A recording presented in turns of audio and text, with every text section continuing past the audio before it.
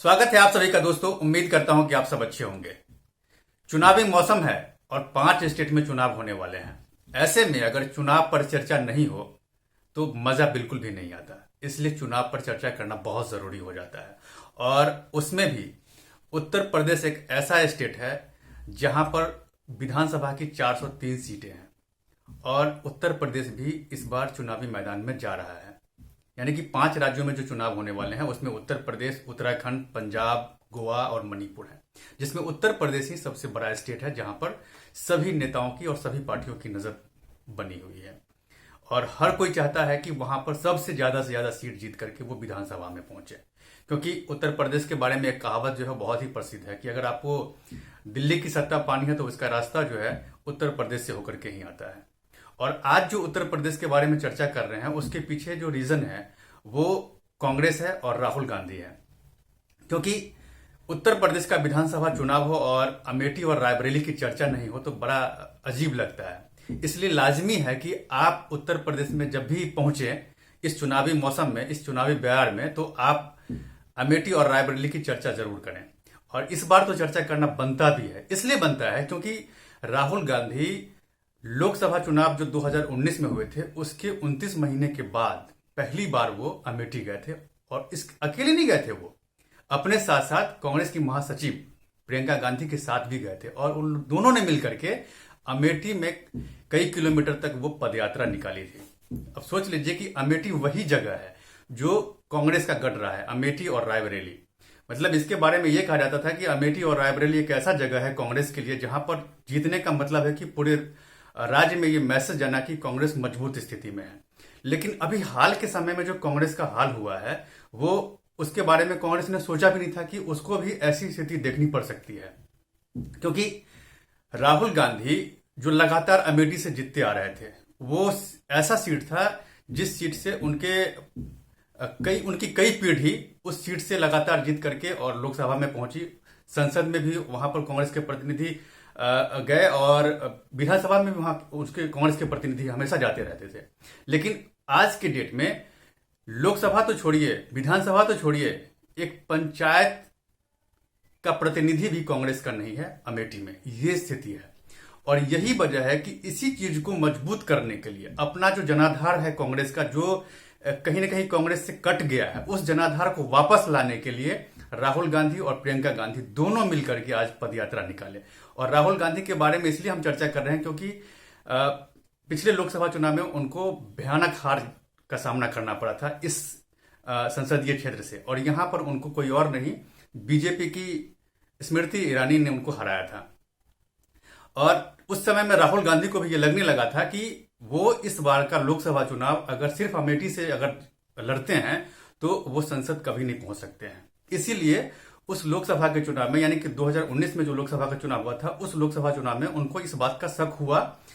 तब जाकर के उन्होंने अमेठी के साथ साथ एक दूसरी सीट भी उन्होंने चूज किया जो केरल का वायनाड सीट है।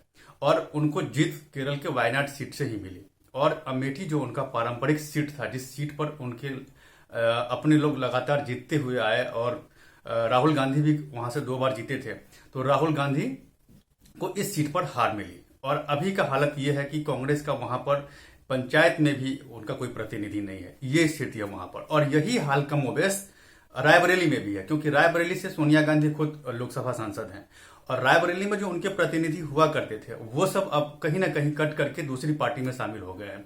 एक आखिरी उनकी अदिति सिंह थी, उसी संसदीय क्षेत्र से थी जो विधानसभा में थी, वो भी बीजेपी में शामिल हो गई है।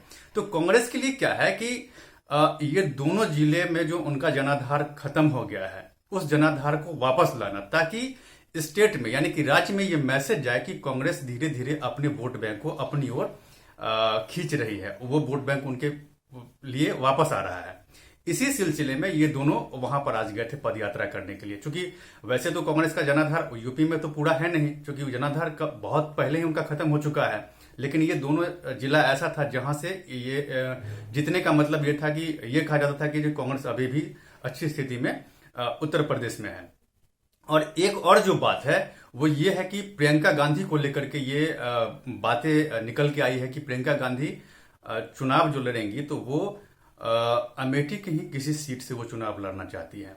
ताकि वहां पर यह मैसेज दिया जाए कि गांधी परिवार का जो ये सीट है, ये सीट से गांधी परिवार कभी छोड़ के नहीं गया है और गांधी परिवार फिर से इस सीट पर जो उनका जनाधार बिखर गया है उस जनाधार को फिर से वापस करने की कोशिश कर रही है। लेकिन सवाल ये उठता है कि जब इतने लंबे समय से राहुल गांधी के ही मतलब ये सीट रहा है, मतलब कांग्रेस का ही ये सीट रहा है, तो जब कांग्रेस का उनका पारंपरिक सीट रहा है तो फिर वहां पर डेवलपमेंट का काम क्यों नहीं हुआ? क्योंकि पिछले लोकसभा चुनाव में जब स्मृति ईरानी जब वहां से चुनाव लड़ रही थी तब उन्होंने कहा था कि अमेठी का हालत बहुत ही खराब है, क्योंकि इस लोकसभा सीट से जो सांसद है यानी कि राहुल गांधी, जब इतने समय से लंबे समय से वो सांसद है, उन्होंने कोई काम ही नहीं करवाया। वो सिर्फ चुनाव जीत के लिए जाते हैं और चुनाव जीत करके चले आते हैं। और ये बात जनता के कानों तक पहुंची और जनता को भी लगा कि वाकई में हमारे क्षेत्र में जिस तरह का डेवलपमेंट होना चाहिए उस तरह का डेवलपमेंट नहीं हुआ है। इसीलिए उस चुनाव में राहुल गांधी को करारी हार का सामना करना पड़ा था। और ये हार जो थी ना, ये कांग्रेस के लिए और राहुल गांधी के लिए एक मैसेज की तरह था कि भैया अगर आप काम नहीं करोगे तो आप जीत नहीं सकते। और इसी चीज को वो वापस करने के लिए वो इस बार वो फिर से चाह रहे हैं कि जो हम वहां पर जाकर के और अपनी सीट को जो है कम से कम बचाएं। और इस बार जो सबसे दिक्कत है कांग्रेस के साथ, वो दिक्कत ये है कि कांग्रेस के साथ कोई नहीं है, कांग्रेस अकेले है, अकेले इस बार मैदान में उतरी है। अब तक क्या था कि किसी न किसी गठबंधन के साथ कांग्रेस मैदान में उतरती थी और उसके बाद कुछ न कुछ सीटें उनको हासिल हो जाती थी, जिनमें रायबरेली और अमेठी का जो सीट था वो तो उनके गठबंधन में ही छोड़ दिया जाता था कि भैया आप लड़ो, इस सीट पर कोई उनके अगेंस्ट में नहीं लड़ता था। लेकिन इस बार जो उनका समाजवादी पार्टी से गठबंधन होता था उसके साथ भी गठबंधन नहीं है, मायावती के साथ भी गठबंधन नहीं है कांग्रेस का, और छोटी छोटी जितनी भी पार्टियां हैं वो सभी पार्टी कांग्रेस से दरकिनार करके दूसरे जो पॉलिटिकल पार्टी है उनके साथ वो गठबंधन करके चुनाव लड़ रही है। तो कुल मिलाकर के ये है कि कांग्रेस इस बार अकेले मैदान में है और प्रियंका गांधी जो कांग्रेस की महासचिव है उनके हाथ में उत्तर प्रदेश की बागडोर है। और ये जो है उनके लिए इस बार चैलेंज भी है। अगर उनको उत्तर प्रदेश में अगर खास करके अमेठी और रायबरेली जैसी सीट को अगर बचाना मुश्किल हो गया तब तो और इन लोगों के लिए मुश्किल हो सकता है कि मैसेज ये चला जाएगा कि अब कांग्रेस में वो बात नहीं है जो कभी हुआ करती थी। मतलब इनको ये सीट बचाना बहुत जरूरी है। और दूसरी बात यह है कि अभी अखिलेश यादव ने भी कहा था कि जो हम इस बार कोई सीट नहीं छोड़ रहे हैं, हर सीट पर समाजवादी पार्टी या फिर उसके गठबंधन के लोग उतरेंगे और चुनाव लड़ेंगे। तो राहुल गांधी के लिए और प्रियंका गांधी के लिए इस बार की जो स्थिति है पिछले जितने भी चुनाव हुए हैं उन चुनाव के मुकाबले बहुत ही गंभीर स्थिति है।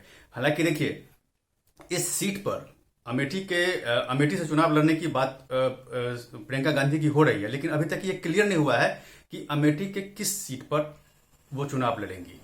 और रायबरेली की हालत वैसे ही खराब है, क्योंकि रायबरेली में चुनाव लड़ने के बाद सोनिया गांधी आज तक उस संसदीय क्षेत्र में नहीं गए। तो ऐसी रिपोर्ट आ रही है, ऐसी खबरें हैं कि वहां भी डेवलपमेंट का काम जो है ना उस तरह से नहीं हुआ जिस तरह से होना चाहिए, क्योंकि वो भी एक पार्टी की प्रेसिडेंट रही हैं और किसी पार्टी का प्रेसिडेंट अगर अपने इलाके में डेवलपमेंट का काम नहीं कराएगा तो स्वाभाविक सी बात है कि वो मैसेज दूर तक जाता है।